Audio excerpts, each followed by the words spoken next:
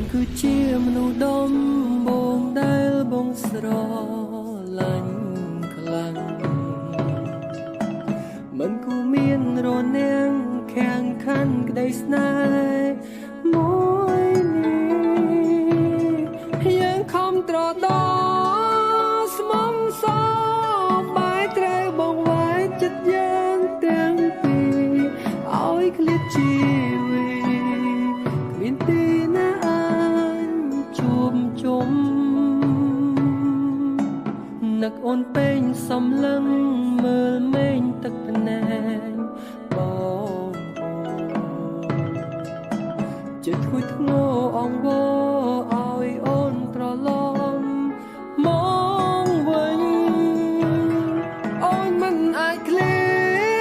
នពីបងវិលមកក្បែរមនុស្សដែលអូនស្រឡាញ់ក្នុងចិត្តកូនតែងអូនសំឡាញ់វិលវិញបានទេនួនអបងអើយអូនឃ្លាតឆ្ងាយហើយគ្មានសង្ឃឹមឡើយបានជួបត្រង់ត្រង់ដងទី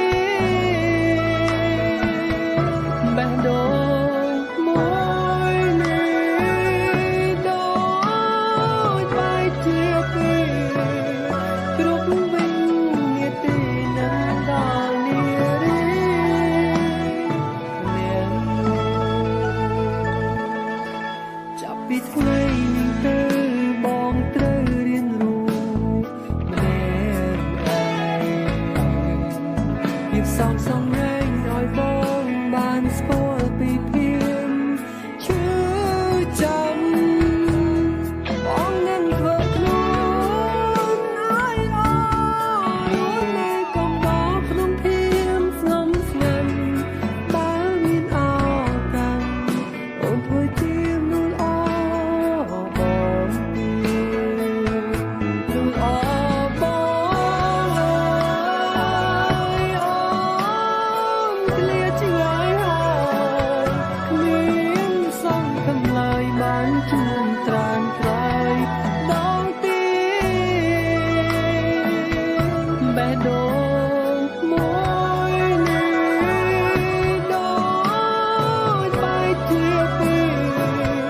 គ្រប់វិញនាទីនឹងដល់នារី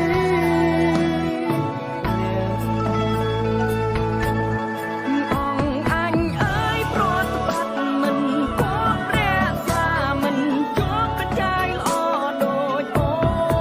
នជនមានដូចបែងនឹងសូនគ្មានន័យប្រកាយល្អអើយកុំព្រារែកណៃត្រឡប់ក្រោយមកឲ្យដំឡៃ